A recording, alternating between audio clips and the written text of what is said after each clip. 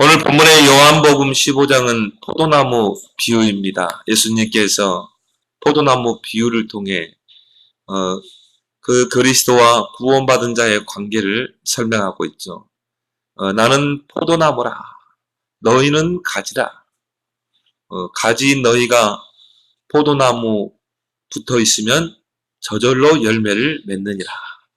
그래서 열매를 많이 맺으면 내 제자가 되리라.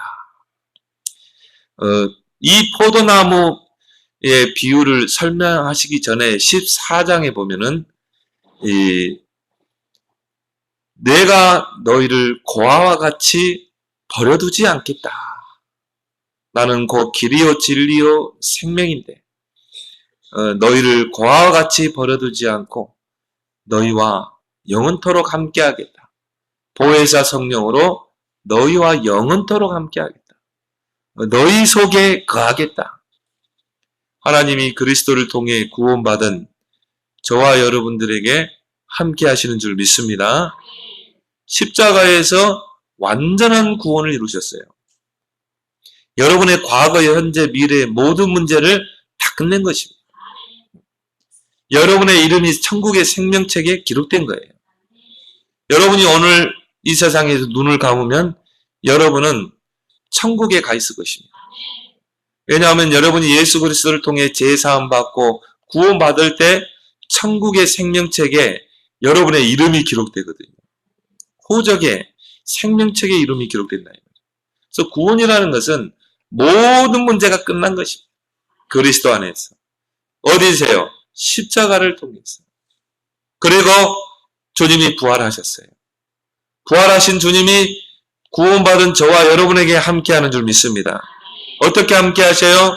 우리 안에 보혜사 성령으로, 우리 안에 들어와 성령으로 영원토록 함께할 것이다. 너희 속에 거하겠다. 예수님 어디 계셔요? 내 안에 계시는 줄 믿습니다. 내 안에 성령으로 계세요. 저는 이게 진짜 믿어질 때가 있었거든요. 아, 그래. 예수님이 십자가에서 내 인생의 모든 문제를 끝냈다. 그 주님이 부활하셔서 지금 내 안에 계신다. 나와 함께 하신다. 그럼 주인 바뀌었잖아요. 이제 주인이 내가 아니에요. 여러분 안에 계신 그리스도가 주인인 줄 믿습니다. 그럼 내 계획이 없어요. 왜? 내 안에 계신 주님이 나를 끌어가기 때문에. 여러분의 미래도 그리스도 안에 있는 줄 믿습니다. 그러니까 이제 너희 염려를 주께 맡겨라. 내 인생을 주님께 다 맡기면 돼요. 이것이 기도인 줄 믿습니다. 무계획이 계획이라니까요. 여러분 미래 계획 세우지 마세요. 이제 내가 내 인생의 주인 될 때는 내가 인생의 계획을 세우고 살았잖아요. 계획을 두고 목표를 두고 살았지만 주인이 바뀌었다니까요. 그리스도께서 부활하신 주님이 내 안에 계시잖아요. 너희 속에 거하겠다. 그랬잖아요. 주인이 바뀐 거예요. 주님이 내 인생을 끌고 가는 거예요. 그럼 나는 어떻게 해야 돼요? 주님께 맡기고 언약의 여정만 떠나면 되는 거예요. 언약을 붙잡고 렘넌트 7명이 갔던 그 언약의 여정을 떠나면 돼요. 목사님, 그러면 살아가는데 문제 있고 어려움 만나고 위기 만나면요? 내 인생의 주인 되신 주님께 맡기면 돼요. 우리가 그것 때문에 고민하고 머리 싸움할 필요가 없는 거예요. 그래서 우리에게는 모든 문제가 끝난 거예요. 그 언약의 여정 속에 주님이 나와 함께 하시는데 여러분이 문제가 있다, 어려움이 있다. 주님이 해결할 줄 믿습니다. 하나님 그걸 통해 계획을 이루시는 거예요. 당장 문제 같죠? 아닙니다. 그 문제를 통해 하나님의 계획을 이룬다. 그런 의미에서 우리는 문제 없는 거예요. 문제 같지만 문제 아니에요. 그 속에 하나님의 계획이 있고 답이 있는 줄 믿습니다. 그러면요, 평안해지는 거예요. 그래서 요한복음 14장 16절 17절에 내가 보혜사로 너희와 영원토록 함께하겠다. 너희 속에 거하겠다. 그러면서 뭐라고 그랬습니까? 내가 너를 가르치고 생각나게 하고 깨닫게 하겠다. 성령께서 내 안에 계신 주님이 성령으로 우리를 가르치고 깨닫고, 그 말은 우리를 인도해 갈 거라 이 말이에요. 이 사실을 아는 사람이 누릴 수 있는 게 평안이라 이 말이에요. 우리 아까 찬양했죠. 아, 내 마음속에 참된 평화 있네. 주 예수가 주신 평화. 그냥 평안해요. 왜요? 주가 나와 함께 내 마음속에 들어와 계셔. 이 사실을 알면요, 편한 거라. 문제를 만나도, 위기를 만나도, 어려움을 당해도, 어려운 환경이 우리를 둘러싸고 있다 할지라도 참 평안. 내가 너에게 평안을 주노니 곧 나의 평안을 너에게 주노라. 내가 너에게 주는 평안은 세상에서 주는 것 같지 않다. 너희는 마음에 근심하지 말고 두려워하지 말라. 이 사실을 알면요, 평안합니다. 주님이 십자가에서 내 인생의 모든 문제를 끝내시고 부활하셔서 지금 나와 함께 하시고 내 인생의 주인 되셔서 내 인생을 끌어가신다. 내 계획이 없어요. 그런 의미에서 나는 죽어져야 된다. 나는 날마다 십자가에 못 박혀야 돼요. 내 생각, 내 고집, 내 경험, 내 방법은 십자가에 날마다 못을 박길 바랍니다. 그게 하나님의 능력을 체험하는 길이라니까요. 그래서 내가 그리스도와 함께 십자가에 못 박혀 죽었나니 나는 죽었어요. 그런즉 이제는 내가 사는 것이 아니오 내 안에 그리스도가 사는 것이라. 내가 육체 가운데 사는 것은 나를 사랑하사 자기 몸을 버리신 하나님의 아들 그리스도를 위해 사는 것이라. 이제 그리스도가 내 인생의 주인이에요. 그러면 우리는 누구를 위해 살아야 돼요? 오직 그리스도를 위해 살아갈 줄 믿습니다. 다른 거 붙잡지 마세요. 오직 그리스도. 왜? 내 인생의 구원자요. 내 인생의 주인이요. 나를 이끌어 가시는 내 인생 주인.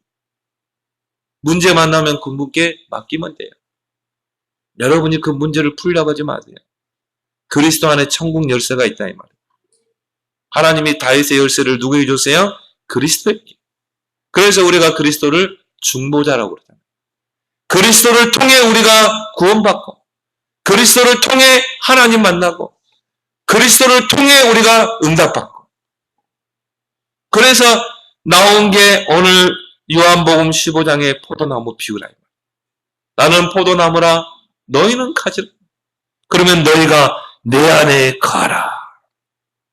오늘 4절에 보니까 내 안에 거하라. 나도 너희 안에 거하리라. 오늘 5절에도 그가 내 안에 내가 그 안에 거하면 열매를 맺게 된다.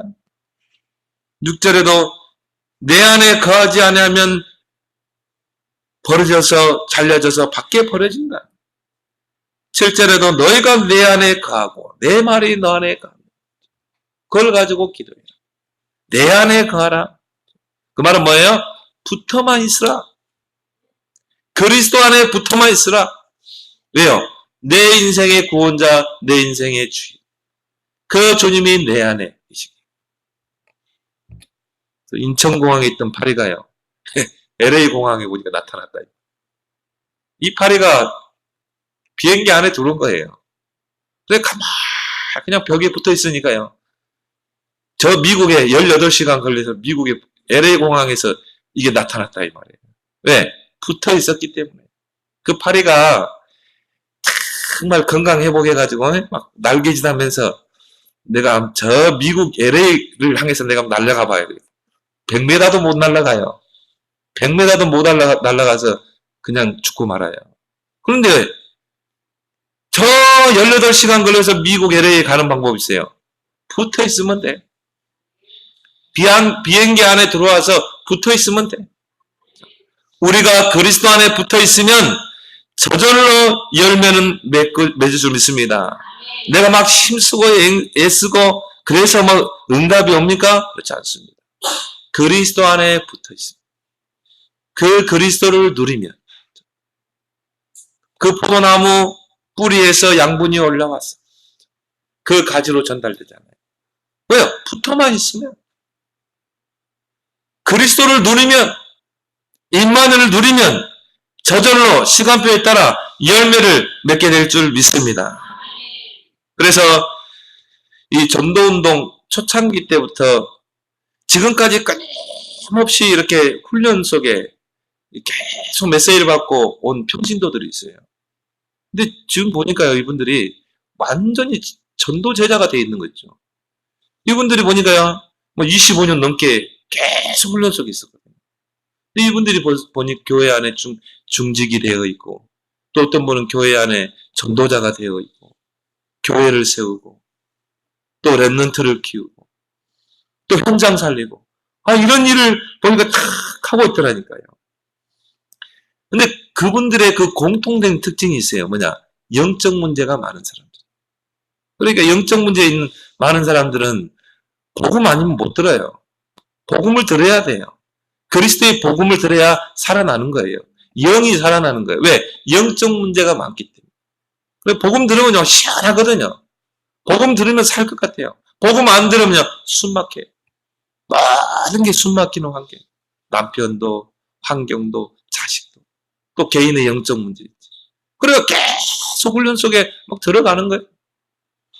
그래가지고는요, 초창기 때는 이런 의자가 없었어요. 다 방석이야, 방석. 기도원 같은 데 했거든요. 그러면 이 자리 다툼 때문에 얼마나 싸웠는지 몰라요. 보통 2시간 전에 가야, 그래도 뒤쪽에 자리가 좀 있어요. 어떤 사람은 아침부터 와가지고 방석 깔아놓고 거기다 성경책 올려놓고. 근데 우리는 이제 2시간 전에 가거든요. 저도 이제 전도사였죠. 그래가지고는 이제 자리를 방석에다가 성경책 딱 올려놓고 이제 밥 먹으러 이렇게 갔거든요. 그래가지고 한 1시간 남겨놓고 오니까 내 방석에 누가 앉아있는 거 있죠. 내 성경책은 저리 던져놓고. 내가 집사님 거기 제 자리거든요. 그러니까 누구 갈 거예요. 기도하는 짝인 거죠. 집사님 내가 거기다 성경책 올려놓고 자리 잡았는데 모른대. 자기는. 좀 그러니까 내가 몇 번도 안 비켜주는 거야. 그래서 내가 좀 이제 언성을 높이고 집사님 내가 2시간 전에 와가지고 자리를 잡았는데 그렇게 성경책 던져버리고 거기 앉으면 어떻게 되냐 그러니까는 옆으로 픽픽 비키되면은 그 옆에 앉으라는 거예요. 그 방석동민 나를 앉으라는 거예요. 내가 1시간 동안 죽을 뻔 알았어요. 거기서 두 집사님들 그 덩치 큰 집사님 사이에 끼어가지고 내가 앉아가지고 이렇게 몸 좁히면서 적는데요. 양쪽에서 막 밀어 제끼는데 한 샌드위치 돼가지고. 그래가지고 뭐 초창기 때는요, 진짜 막 곤욕이었어요, 곤욕. 그래도 뭡니까? 메시지 드려야 되니까. 근데 그 사람들의 특징이 뭡니까? 영적 문제가. 절대 안 비켜줍니다. 왜? 메시지 안 들으면 죽을 것 같거든요. 그럼 메시지 듣는 거예요. 그 메시지 안 들으면 또 이제 치달립니다. 그러니까 또 집회로 오는 거예요. 그때는 뭐 전국 집회 했잖아요. 저 목포 원주 막 이쪽으로 전도자 다 모였거든요. 그러면요, 거기를 간다니까요. 왜? 이 메시지를 들어야 살아날 것 같아. 똑똑한 사람들은요, 절대 이해 못 합니다. 저 사람들 안 가면 되는 거지, 뭐. 다른 별관에서 들으면 되고. 영상으로, 그때는 이거 프로젝트도 없죠. TV로 보면 되고. 이상한 사람. 똑똑한 사람은 이해 못 해요. 영적 문제 있는 사람은 복음 아니면 절대 살아남지 못합니다. 그래서 이 영적 문제 많은 사람들은요, 영적으로 시달리기 때문에 영적 문제를 안 들으면 안 돼요. 그래서 이런 사람들이 이렇게 영적으로 시달리다가 이 메시지를 들으면 살아나는 것입니다. 이렇게 계속 훈련 속에 들어가는 거예요. 그러다가 어느 날 치유가 되는 것입니다. 어느 날 각인 뿌리 체질이 바뀌는 거예요. 어느 날 이 예틀이 깨지는 것입니다. 어느 날 이 복음 속에 있는 새 틀이 딱 갖춰지더라 이 말이에요. 그분들이요. 어떤 분을 보니까 신학교에 가서 목사가 된 분들 있어요. 어떤 분들은 교회 중직자로 장로로서 교회를 세우고 어떤 사람은요. 여러분이 더워서 현장 안 가잖아요. 현장 간다니까요. 그렇게 더운데도 현장 가더라고요. 그래서 그 대구의 그 한 권사님이요. 그분은요. 매일 현장 가는 거예요. 은혜 받고 현장 가고 또 은혜 받고 현장 가고 그 방글라데시아에서 온 한 외국인 노동자에게 복음을 전한 거예요. 이 사람이 돈 벌러 우리나라 온 거예요. 근데 그 청년에게 복음을 전했는데 이 영접한 거라. 그래가지고는요, 그 한 명의 그 방글라데시 청년을 계속 양육한 거예요. 양육해가지고 이 청년이 신학교를 갔다니까. 신학교를 가가지고는요, 이분이 다시 나는 이제 고국으로 가서 복음 전하겠다. 우리 방글라데시 살리겠다는 거예요. 그래 이분이 방글라데시 가가지고는 그 핍박 속에서 위협 속에서 교회를 세웠다니. 보니까 지교회를 8개나 세웠더라고요. 교회에 세워놓고 그 방글라데시는 90%가 모슬렘 힌두교입니다. 막 살해 위협도 당하고요. 편지 보내고 너 죽이겠다. 너희 교회 포기하지 않으면 죽이겠다. 그런데 그분이 나중에 우리에게 기도 부탁했잖아요. 나는 죽을 각오했다는 거예요. 나는 이 복음이 아니면 우리 방글라데시를 살릴 수 없다는 것을 나는 깨달았다. 나는 죽음을 각오하겠다. 감옥에까지 갇혀서 가죠. 근데 우리가 얼마나 기도했습니까? 풀려났어요. 지금 얼마나 그 사람이 하산 전도사라는 거예요. 그 한 사람을 세운 거예요. 그 영적 문제 많은 권사님이요. 복음 속에서 치유되니까 전도자가 되고 그 한 사람 제자를 세워놓고 이분이 암으로 죽었어요. 이 권사님. 아무도 도와주지 않았어요. 근데 우리도 몰랐다니까요. 나중에 알고 보니까 이 권사님이 세운 제자. 무명의 권사님 한 분이 그 방글라데시 청년에게 복음 전했는데 방글라데시가 뒤집어진 거예요. 영적으로. 여러분 이해 안 되죠? 왜 그렇게 앞자리에 앉으려고 그러고. 지금도 그렇습니다. 무슨 집회하면요. 2시간 전에 와가지고 앞자리에 앉으려고. 왜 그렇습니까? 복음이 아니면 안 되기 때문에. 그 그리스도 안에 여러분이 붙어만 있으면 언젠가는 하나님이 열매 맺게 될 줄 믿습니다. 이게 오늘 요한복음 15장의 핵심이라. 그리스도 안에 가라. 그리스도 안에 붙어있으라. 다른 데 붙어있지 말고 그리스도 붙잡으라. 사단의 권세를 깨뜨린 왕, 우리를 모든 죄와 저주, 재앙에서 해방시키는 그 제사장, 하나님 만나는 하나님의 축복을 회복하는 그 선지자 그리스도를 붙잡아라. 지금까지 다른 거 붙잡고 있었잖아요. 돈, 성공, 출세 이거 붙잡고 있었거든요. 그러니까요. 이 영적 문제를 이길 수 없는 거예요. 이제 여러분이 그리스도 안에서 새로운 피조물 된 여러분은 그리스도 붙잡길 바랍니다. 붙어만 있으라. 인천공항에 비행기가 LA까지 가잖아요. 여러분이 그리스도 안에 가지가 붙어 있으면 어떻게 돼요? 저절로 시간표 따라 열매 맺는 거예요. 여러분의 각인, 뿌리, 체질이 바뀌고 예틀이 깨지고 세틀이 깨지고. 그래서 하나님은 제자로 세워나갈 줄 믿습니다. 오늘 5절에 뭐라고 나왔습니까? 나는 포도나무여 너희는 가지라. 그가 내 안에, 내가 그 안에 거하면 사람이 열매를 맺나니 나를 떠나서는 너희가 아무것도 할 수 없는 그리스도 떠나면 아무것도 할 수 없느니라. 그리스도 안에 붙어 있으면 뭐예요? 저절로 열매를 맺느니라. 그리고 뭐가 돼요? 제자가 된다. 이 권사님이요. 영적 문제로 시달리던 권사님. 그 훈련 속에서 각인 뿌리 체질이 바뀌니까요. 전도자로 바뀌고는 어떻게 돼요? 제자가 되는 거죠. 제자가 제자를 세우는 거예요. 제자는 하나님이 제자에게 붙입니다. 제자가 되어 있더라 이 말이에요. 그래서 오늘 이 6절에 뭡니까? 사람이 내 안에 8절에 보니까 너희가 열매를 많이 맺으면 아버지께서 영광을 받으시고 너희가 내 제자가 되리라. 어느 날 보니까요. 내가 제자가 되어 있는 거예요. 내가 그리스도의 제자가 되어 있는 것입니다. 이런 축복의 증인 되기를 예수 그리스도로 축원합니다. 그래서 여러분 오늘 이 본문을 통해서 하나님이 찾으시는 제자는 누군가? 첫 번째, 오직 복음으로 소통하는 자. 다른 걸로 소통하면 안 돼요. 오직 복음으로 소통하는 자가 제자인 줄 믿습니다. 왜 그리스도야 됩니까? 왜 오직 그리스도라야만 되는가? 여러분이 오직 그리스도가 아니면요. 영적 문제 해결 안 됩니다. 오직 그리스도가 아니면 죄로 인한 저주 재앙 막아낼 수 없습니다. 눈에 보이지 않는 사단을 이길 수가 없어요. 그 사탄의 권세를 깨뜨리는 분이 그리스도라 이 말이에요. 우리를 모든 죄와 저주, 재앙에서 해방시키는 분이 그리스도라 이 말이에요. 지옥 권세에서 우리를 건지실 분은 오직 그리스도라 이 말이에요. 그래서 오직 복음으로 소통해라. 오직 복음으로 모든 사람과 소통하는 제자가 되길 바랍니다. 많은 일을 해도요, 복음으로 소통하지 않으면 제자 아닙니다. 저는 그렇게 봐요. 교회에서 저는요, 일 많이 하지 말라고 그럽니다. 복음을 누려라. 복음으로 하나님과 소통해라. 복음으로 교인들과 소통해라.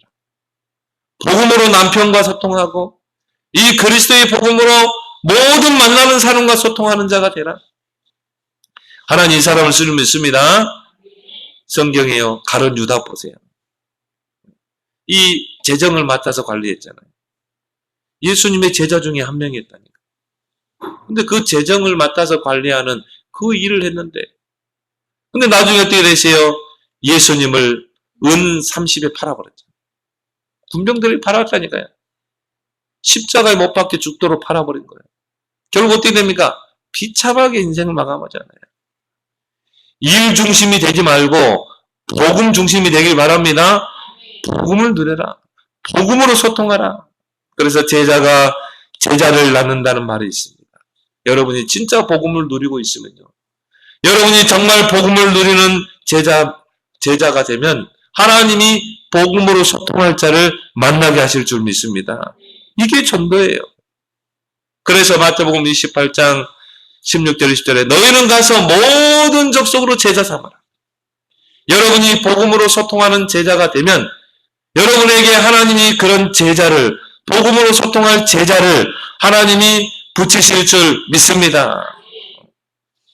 제자는요, 다른 것에 관심 두지 않습니다. 오직 복음에만 관심을 둬요. 오직 제자에만 관심을 두는 거예요. 그래서 요즘 나오는 말씀이 뭡니까?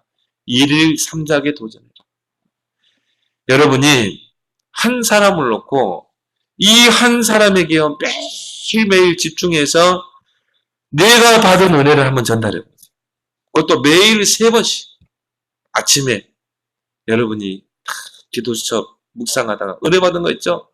또 성경 읽다가 은혜 받은 거. 그걸요, 짧게 해가지고 메시지를 한번 전달해 보세요. 여러분 카톡 요즘 잘 돼 있잖아요. 낮에 여러분이요, 하루를 살면서 응답받은 거 있잖아요. 그걸 한번 전달해 봐요. 여러분이 밤에 하루를 살아가면서요, 정말 붙잡은 것, 여러분이 그걸요, 딱 전달해 보세요. 매일 한 사람을 놓고 여러분이 받은 은혜를, 어쩔 때는 메시지를 전달해 보기도 하고, 어쩔 때는 성경 요절을, 또는 성경 요절을 많이 전달합니다. 성경의 중요한 요절을, 내가 은혜 받은 것을 전달해 봅니다. 길게 하면 안 돼요. 짧게라도. 여러분이 하루를 살면서 은혜 받은 거 있죠? 내가 응답 받은 거 있죠? 이걸 여러분이 딱 전달해 보라니까. 하루에 3번만 전달해. 그게 지속되기만 어떻게 됩니까? 복음으로 소통하게 될 줄 믿습니다. 그래서 디모데후서 2장 2절에 보면 네가 많은 증인 앞에서 내게 들은 바를 충성된 사람들에게 전달하라. 충성된 사람들에게 부탁하라. 렘넌트들에게 부탁해라. 렘넌트들이 거의 내가 보니까요, 이중생활이에요. W 하실 때는요, 막 붕 떠가지고. 나중에 보면요, 다 이중생활하거든요. W 하실 때는 막 결단하지. 막 우리 주역이 보니까 막 뜨겁게 기도하더라고. 근데요, 끝나고 난 이유가 중요해요. 전도자 그랬잖아요. 끝난 이유가 중요해요. 진짜 그 삶이요, 흐름이 연결이 돼야 되거든요. 정말 그 렘넌트의 길을 가야 되거든요. 근데 거의 이중생활하고 있대요. 그래서 뭡니까? 렘넌트에게 일을 상장하라. 저는 그래서 우리 교인들에게요, 그거를 이제 앞으로 하려고 그래요. 렘넌트 누구에게는 어느 집사님이 일을 상장하세요. 누구 렘넌트에게는 어느 집사님이 일을 상장하고.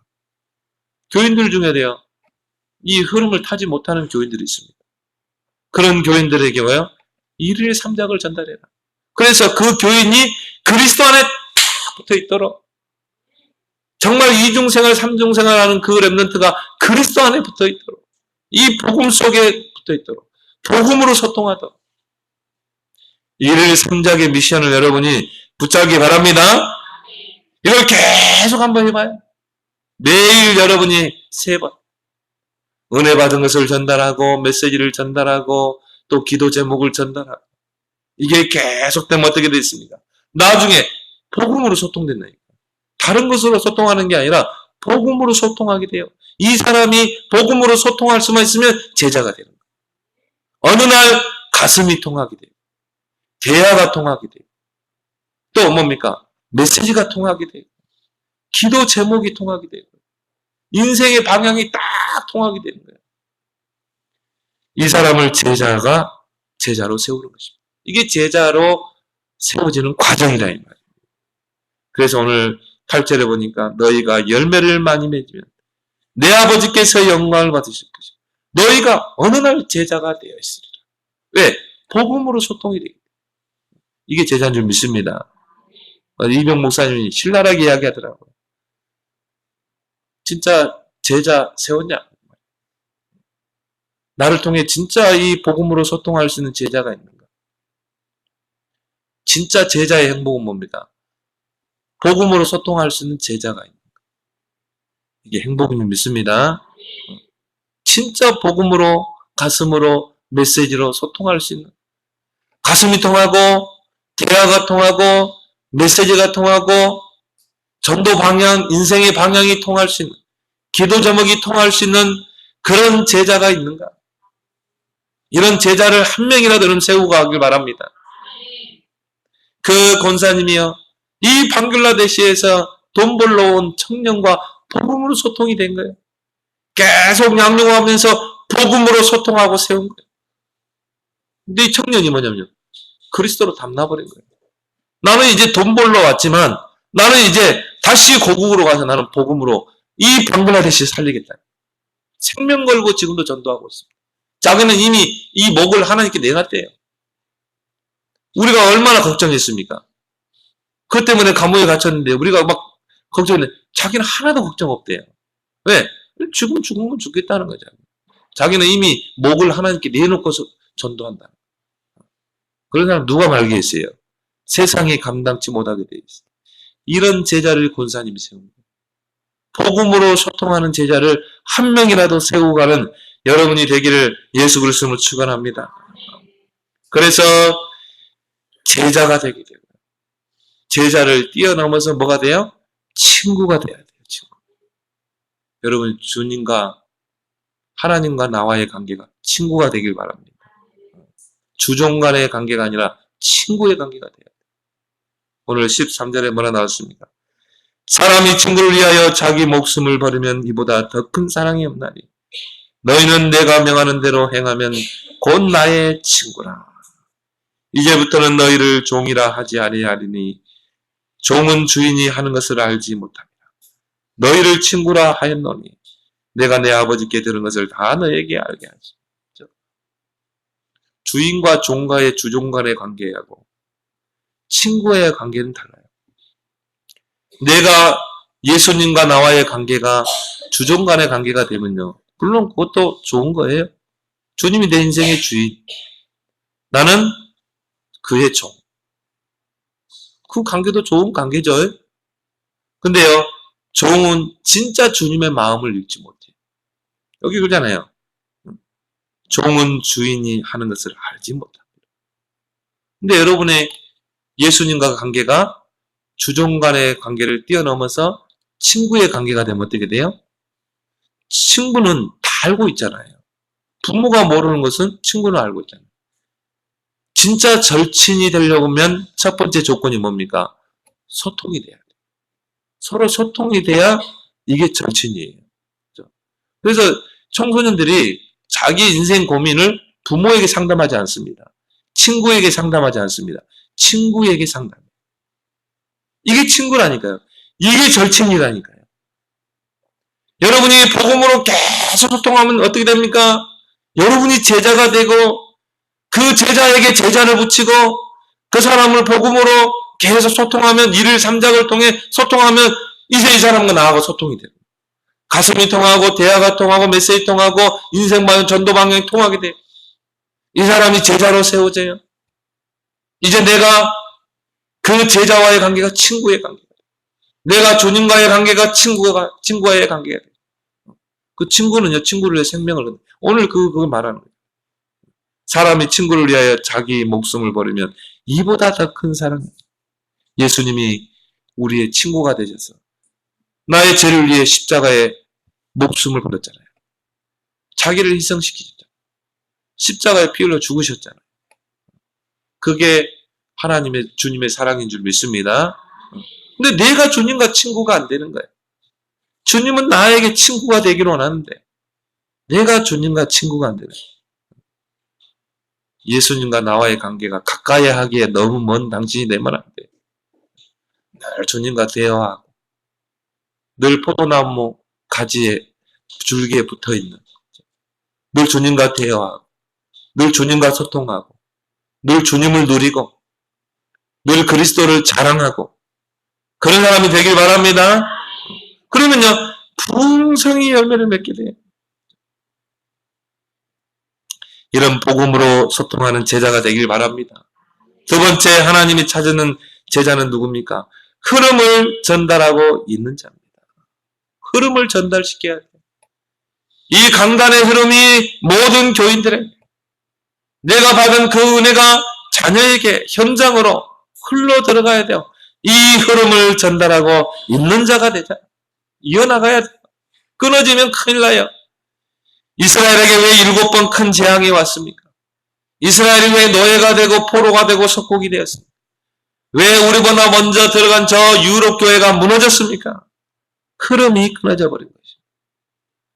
이 복음의 흐름, 언약의 흐름이 쫙 흘러가야 되는데 이 흐름이 끊어져 버린 거예요.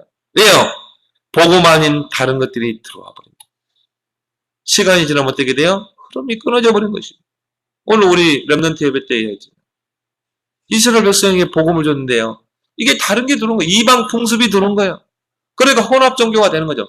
복음의 흐름이 끊어져고 이 복음의 흐름이 렘넌트에게 끊어져 버려요. 한나가 나중에 기도하다가 이걸 붙잡은 거예요. 이 흐름을 이을 나시를 필요로 하는 거예요. 이걸 놓고 기도한 것이죠. 그 인물이 누굽니까? 사무엘이잖아요. 흐름을 잇는 자. 흐름을 전달하는 자. 여러분이 되길 바랍니다. 이 유럽 교회에 마리아 사상이 들어와가지고요. 유럽의 곳곳에 가면 마리아 신상이 세워지고 유럽의 성당에 가보세요. 예수 그리스도 있던가요? 유럽의 박물관에 가보세요. 예수 그리스도 있던가요?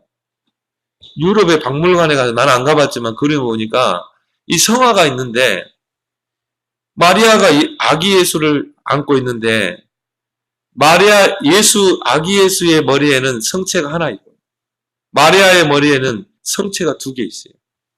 그게요 유럽 교회입니다.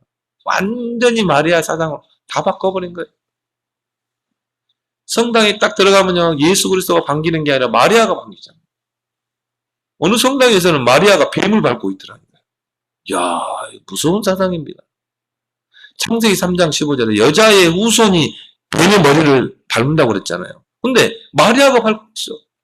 그럼 완전히 마리아는 원죄가 없다고 그래요. 마리아가 구원자라. 그래서 이 유럽의 이 상들이나 이 그림을 보면요. 예수는 아주 나약하게 만들어버린 거예요. 어린 아기. 그리고 막 십자가에 고난당하고 피 흘리고 막 이런 처절하게 고통당하는 그런 예수로. 마리아는 뭡니까? 확 위험이 있고 마리아의 막 머리에서 막 빛이 확 나고 이게 사단의 전략이에요. 이 흐름이 끊어져 버린 거예요. 이 복음의 흐름이 후대에게 전달돼야 되는데 이 흐름이 끊어져 버리니까 어떻게 돼요? 유럽 교회는 완전히 무너져 버린 것이죠. 젊은이들이 교회를 안 가요. 아예 하나님 자체를 믿지 않습니다. 무신론주의가 되어버려요.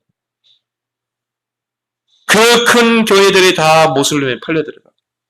그 큰 교회 안에 술집으로 다 바뀌게 돼요. 이런 현상이 나타나요. 왜요? 흐름이 끊어져 버렸다. 저 북한 땅에 우리보다 먼저 교회가 들어왔어요. 저 북한 땅에는 신학교가 있었어요. 110년 전에 그랬다니까요. 그런데요, 평양의 예루살렘이라고 했던 저 북한 땅에 공산주의 사상이 들어왔다니까요. 공산주의가 뭡니까? 하나님 없다는 무신론 사상 아닙니까? 그 공산주의 사상이 들어와가지고 어떻게 돼요? 교회를 다 숙청시켜버려요. 목사들 다 숙청시켜버려요. 그리고 어떻게 해요? 북한 교회가 문을 닫아버린 거죠. 이 공산주의 흑암이 북한을 다 지배해버린 거예요. 그리고 어떻게 합니까? 저주, 재앙, 기아에 시달리게 되는 거예요. 이 고난의 행군을 해야 되고요. 북한 주민들의 꿈에도 소원이 흰 쌀밥에 고깃국 먹는 거. 그게 소원이라니까요. 그만큼 이 처절하게 재앙이 내리고 있습니다. 저 북녘 땅에서 못 살겠다고 탈북하는 사태가 일어났다니까요. 그래서 인공위성에서요, 이 한반도를 밤에 사진을 탁 찍어놨는데, 남한 땅에는 곳곳이 불빛이 찬란해요. 전기 사정이 좋아가지고. 북녘 땅에는요, 북한 땅에는요, 온통 컴컴해요. 저 평양에만 조금 불빛이 있지. 그만큼 경제적인 차이가 나와요. 여러분이 저 남산에서 한번 쭉 봐보세요. 곳곳에 십자가 있잖아요. 그죠? 지금 많이 없어졌지만. 1900년도만 해도요, 남산에 올라가면 곳곳에 보이는 게 십자가라. 그래도 이 남한 땅을 하나님 축복하시는 거예요. 공산주의 사상이 들어와서 흐름이 끊어져 버린 거예요. 그러면 반드시 재앙이 오게 돼 있어요. 그렇죠? 포도나무 줄기에 가지가 붙어 있어야 열매를 맺는데 이게 끊어져 버리면 어떻게 됩니까? 이 가지는 생명을 잃어버린 거예요. 나중에 어떻게 돼요? 말라 비틀어져 버린 거죠. 그런 교회들 많습니다. 그런 교회 많습니다. 무늬만 십자가만 있지 그리스도에게서 끊어져 버린 교회 많습니다. 그 교회 특징이 뭡니까? 예수 밖에도 교회 구원이 있다고 그래요. 교회 밖에도 구원이 있다고 그래요. 그런 이야기를 해야 되고, 어떤 교회는요, 십자가 옆에다가 목탁도 같이 갖다 놓고, 우리 교회는 종교다원주의를 믿습니다. 예수도 구원이 있고, 석가도 구원이 있고, 뭐 이런 식이라, 몇 년만 지나보세요. 복음 사라져버려요. 지금 그래 주일학교 없는 교회들이 얼마나 많습니까? 진짜 이건 재앙입니다. 우리 랩런트 키워야 될 줄 믿습니다. 여러분이 랩런트 전도 못하려면 애를 많이 낳으면 돼요. 랩런트를 전도해가지고 오면 돼요. 오늘 15절에 보면 뭐라 나왔습니까? 내가 내 아버지께 들은 것을 다 너희에게 알게 하였습니다. 예수님도 하나님께 들은 그 말씀을 누구에게 전달하세요? 제자들에게 흐름을 전달하잖아요. 전도가 뭡니까? 이 복음의 흐름을 전달하는 것. 이것이 바로 전도인 줄 믿습니다. 여러분이 강단에서 받은 은혜를 전달하는 것. 이게 바로 전도라 이 말이야. 이걸 통해 하는 생명운동을 일으키는 것입니다. 그래서 여러분은 언약의 흐름을 전달하는 여러분 되길 바랍니다. 아브라함에게 전달된 그 언약이요. 이삭에게, 야곱에게. 누구에게 전달됐어요? 요셉에게 전달됐다니까. 요셉을 통해 세계복음화가 이루어지잖아요. 이 사무엘이 붙잡은 그 언약이 누구에게 전달됐습니까? 다윗에게 전달된 거예요. 사무엘이 어릴 때부터 그 성전에서 생활하면서 그 언약궤를요, 보배같이 여겼다니까. 그 언약궤 앞에서 예배드리고, 그 하나님이 임재하시는 언약궤를 바라보고 기도하고, 그렇게 해서 영적 서밋으로 나신으로 잘 커갔는데, 언약궤를 블레셋에 뺏겨버렸다니까요. 이 사무엘이 얼마나 의분이 생기는 거예요. 그가 애지중지했던, 그렇게 섬겼던 언약궤를 블레셋 땅에 뺏겨버렸다. 사무엘이 이걸 천명으로 붙잡아. 나는 언약궤를 회복할 것이다. 그렇게 해서 사무엘이 이스라엘의 지도자가 되죠. 근데 사무엘 때 언약궤를 회복 못했어요. 그래서 하나님이 사무엘 선지자를 통해 다윗을 기름 부어 세워라. 이 다윗을 통해서 내가 이 언약궤를 회복할 것이다. 어릴 때 이미 하나님은 다윗을 본 거예요. 장차 왕이 되어서 이 언약궤를 회복할 자로. 보세요. 사무엘이 붙잡은 언약이 누구에게 전달됐어요? 다윗에게 전달돼요. 그 다윗을 통해서 언약궤가 회복되잖아요. 그 언약궤를 둘 성전을 누구에게? 사무엘에게, 누굽니까? 솔로몬에게 흐름이 전달되어서 솔로몬이 성전을 회복. 보세요. 사무엘이 붙잡은 언약이 다윗에게 흘러들어가고 이게 솔로몬에게 흘러들어가죠. 그래서 이 언약궤를 둔 기념비적인 성전을 건축하잖아요. 여러분과 후대를 통해 나는 기념비적인 교회를 짓겠다. 이거 진짜 여러분 언약으로 붙잡아 봐요. 여러분 대에서 이게 안 되면 여러분 후대를 통해 될 줄 믿습니다. 아니면 그 후대를 통해 돼. 중요한 거는 여러분이 언약을 붙잡고 그 흐름을 전달해요.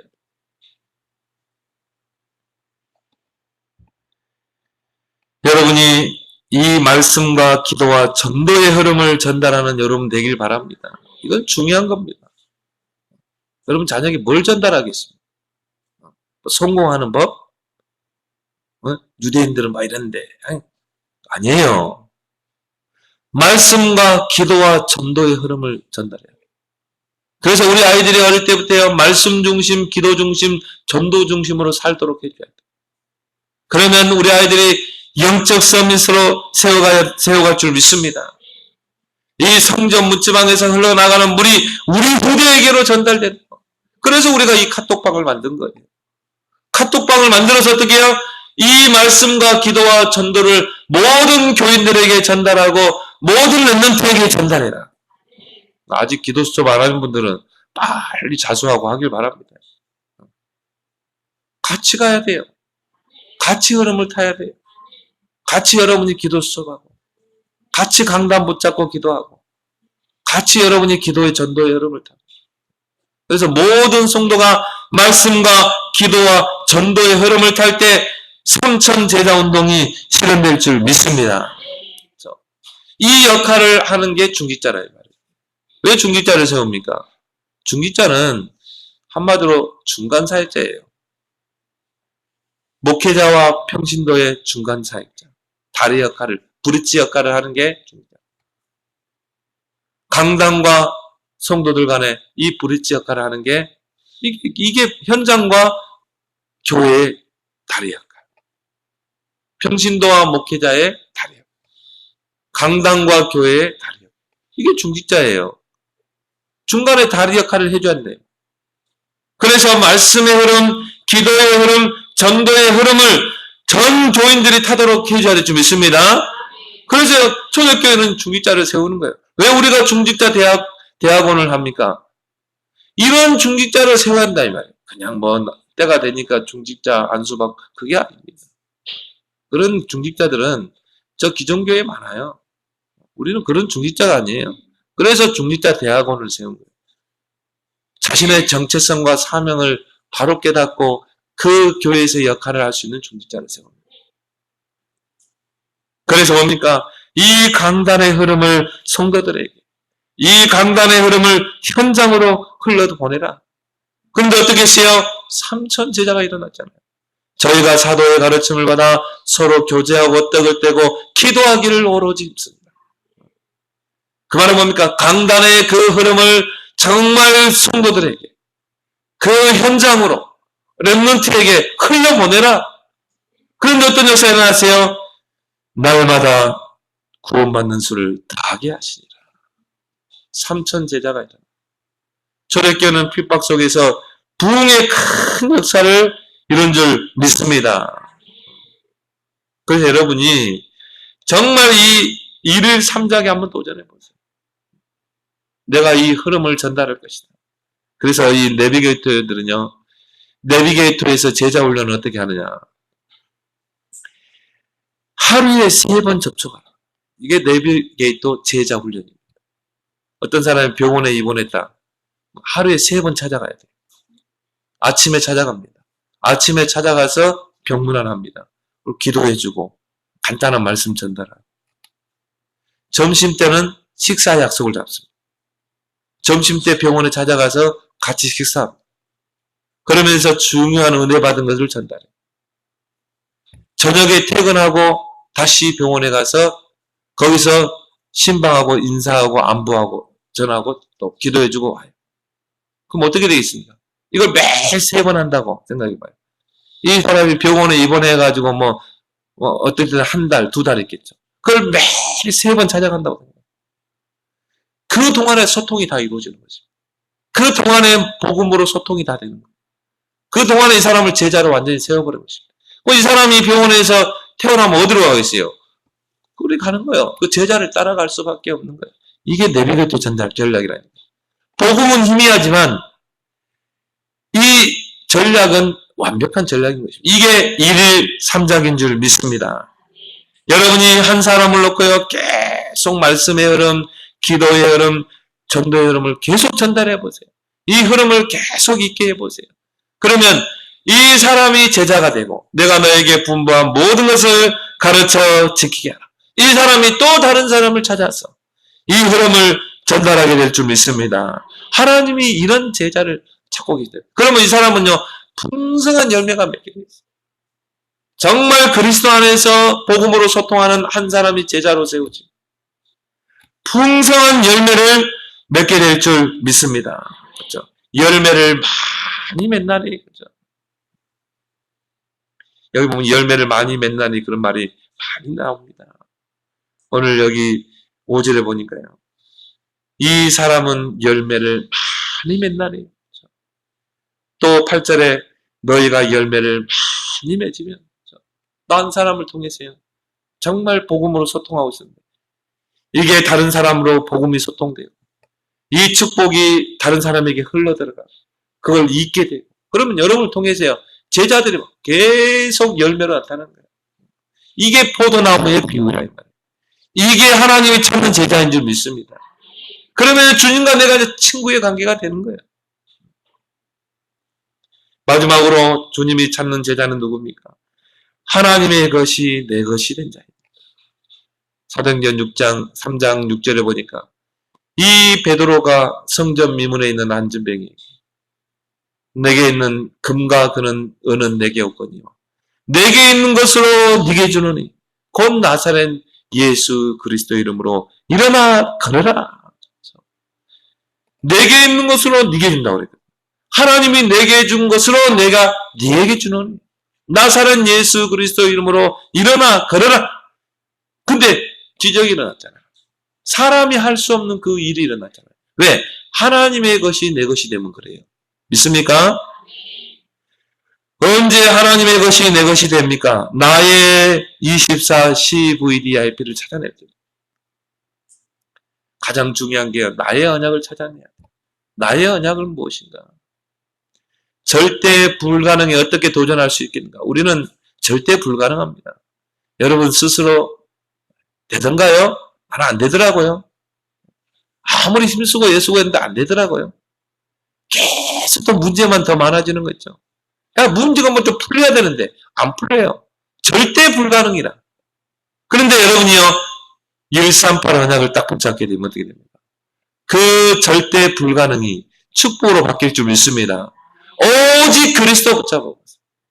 오직 하나님 나라 붙잡아보세요. 오직 성령 충만 붙잡아보세요. 그러면 절대 불가능에 도전하게 될 줄 믿습니다. 그 속에서 나의 이미지를 찾게 되는 거예요. 미리 응답을 땡겨서 받게 되는 것입니다. 여러분이요, 정말 내게 주신 그 언약을 붙잡고 진짜 집중 속으로 들어가 보세요. 그러면 절대 불가능이 가능으로 바뀌게 될 줄 믿습니다. 그래서 초대교회는 언약을 붙잡고 더불어 마음을 같이 오로지 기도에 힘쓰니라. 근데 어떤 역사가 일어났어요?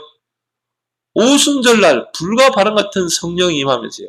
하나님이 모든 닫힌 문을 열어버리잖아요. 15개 나라의 전도의 문이 열리게 돼요. 또 하나님이 3천 제자의 문을 열어요. 주께서 구원받는 수를 날마다 더하게 하시는 부흥의 문을 열어버려요. 빛의 경제의 문을 열어버리잖아요. 이게 뭡니까? 여러분이 정말 나의 언약을 붙잡고 기도에 집중할 때, 집중 속으로 들어갈 때 절대 불가능이 가능으로, 절대 가능으로 바뀔 줄 믿습니다. 그래서 지금 집중 시간표 아닙니까? 여러분 진짜 어려움 당하는 분이 있습니까? 정말 문제 만난 분이 있습니까? 진짜 이제 집중 속으로 들어가고 있어요. 다른 것에 집중하지 말고 돈에 집중하지 말고 하나님께 집중해봐요. 그게 기도인 줄 믿습니다.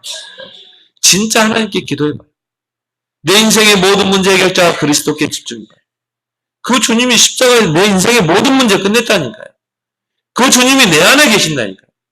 보혜사로 너희 안에 거하겠습니다. 기도만큼 쉬운 게 뭐가 어디 있습니까? 내 기도 모를 때는요, 산에 가서 기도했어요. 저 삼각산 기도원에 가면 능력봉이 있어요.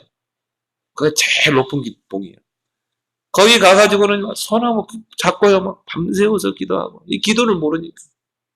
하나님 주십시오. 협박하고 땡강 쓰고 졸리면 막 뛰면서 기도하고.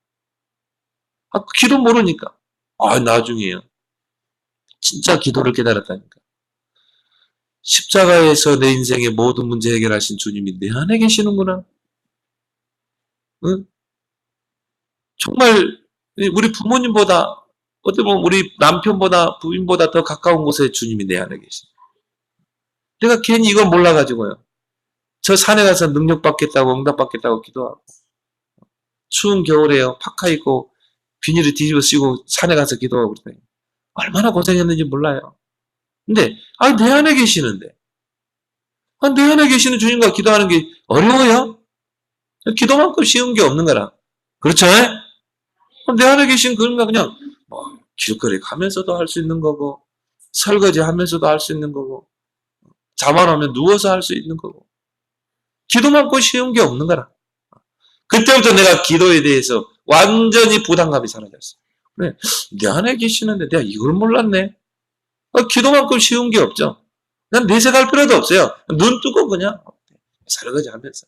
요셉이 따로 새벽기도, 철야기도 합니까? 노예인데, 노예 신분인데. 그러니까 요셉은요, 계속 일하면서 그걸 기도로. 눈으로 보는 것 기도로.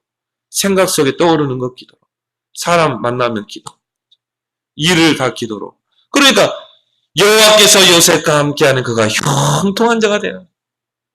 절대 불가능을 절대 가능으로 바꾸는 그 비전, 집중 기도 속으로 들어가기 바랍니다. 그러면요, 거기서 나의 꿈이 찾아지는 거예요. 이 언약의 여정 속에 우리는 문제를 만납니다. 위기를 만납니다. 그러나 꿈이 있는 사람은 24 할 수 있어요. 그 문제 속에 절대 계획이 보이는 것입니다. 진짜 임마누엘 축복을 누리는 사람은요, 문제 속에 절대 계획이 보여요. 절대 계획이다. 문제 아니다. 이건 내가 하나님께 기도해서 응답받을 것이다. 그 속에서 이제 이미지가 나오는 거죠.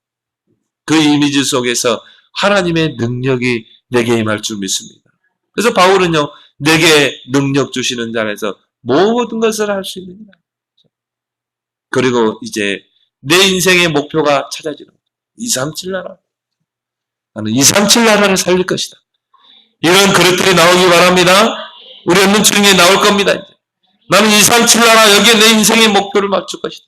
거기에 내 인생의 절대 목표를 맞출 것이다.